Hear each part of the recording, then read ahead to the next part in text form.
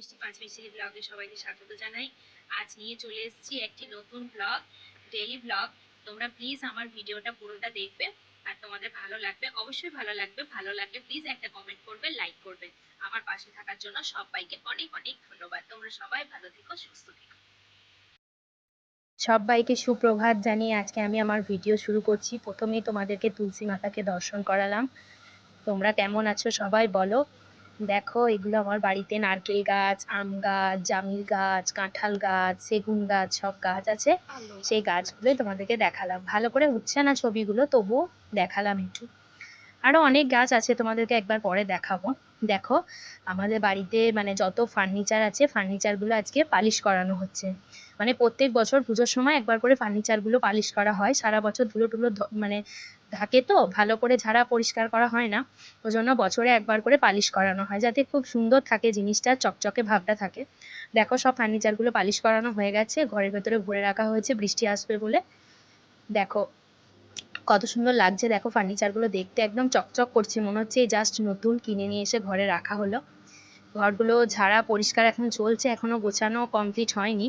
ঘরগুলো সব গুছানো বাগানো হোক, তারপর তোমাদেরকে আবার ভিডিও করে দেখাবো আমার ঘরটা পুরোটা।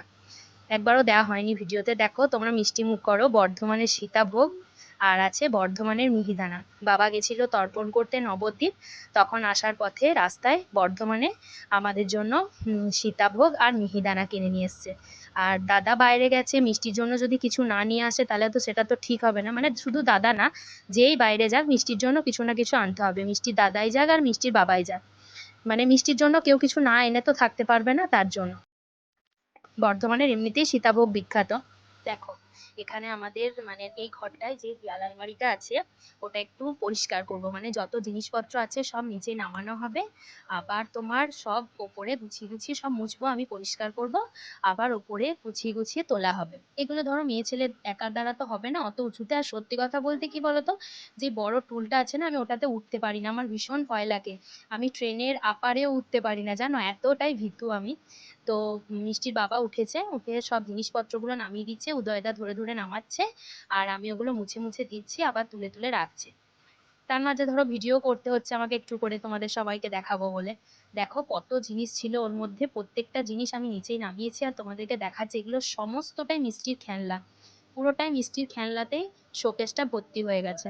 দেখো মিষ্টির কত খেলনা হচ্ছে বাবার পাওয়া। মানে বাবাকে যে কোনো সম্মেলনী অনুষ্ঠান, যে কোনো অনুষ্ঠানে নিয়ে যায়, দিয়ে ওগুলো দেয়। দেখো, আজকে গুগলি নেওয়া হয়েছে। গুগলিগুলো খেতে, গুগলি খেতে কে কে ভালোবাসো বলো। দেখো, গুগলিগুলো আমি ভালো করে ধোবো, নিয়ে দুপুরবেলা গুগলি রান্না করব, গুগলির ঝালদা। তোমরা গুগলি খেতে কে কে ভালোবাসো, কি রান্না খেতে ভালোবাসো, সেটা একটু প্লিজ আমাকে জানিও। দেখো, গুগলিগুলো আমি ভালো করে ধুয়ে নিয়েছি। এবার কড়াইয়ে একটু নুন আর হলুদ দিয়েছি গুগলিগুলো সেদ্ধ করব বলে। প্রথমে তো গুগলিটাকে ভালো করে ধুয়ে মানে মানে পরিষ্কার করে নিয়ে গোগলিটাকে সেদ্ধ করতে দিতে হবে। তাই আমি গোগলিটাকে প্রথমে সেদ্ধ করে নিচ্ছি।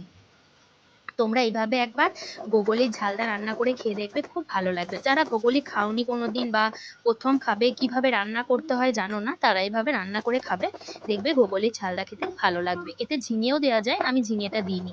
দেখো, আমি গোগলির ঝালদা করব বলে সর্ষে নিয়ে নিয়েছি। এবার সর্ষেটাকে আমি ভালো করে শিলনোড়ায় বেটে নেব। মিক্সিতে অল্প সর্ষে তো, মিক্সিতে ভালো বাটা হবে না। আর শিলে বাটা সর্ষে যতটা টেস্ট, সর্ষে আর পোস্ত শিলে বেটে যতটা ভালো লাগে, মানে মিক্সিতে বেটে অতটা ভালো লাগে না। একবার নয়, 3-4 বার বাটার পর দেখো আমার সর্ষেটা অবশেষে বাটা হয়ে গেল। এরপর দেখো, এই গোগলিগুলো ভালো করে ফুটে সেদ্ধ হয়ে গেছে।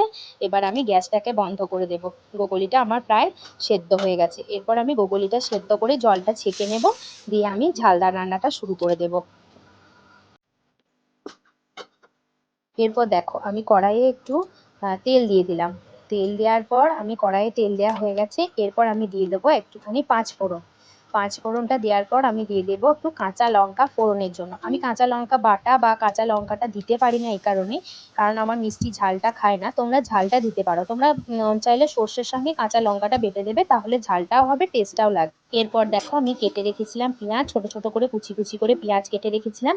পেঁয়াজটা আমি তেলের মধ্যে দিয়ে দিচ্ছি। তারপর পেঁয়াজটাকে আমি ভালো করে ভেজে নেব। এরপর এর মধ্যে দিয়ে দিলাম একটু আদা রসুন বাটা, আর দিয়ে দিলাম টমেটো। এরপর আদা রসুন বাটা, টমেটো আর পেঁয়াজটাকে ভালো করে ভেজে নেব।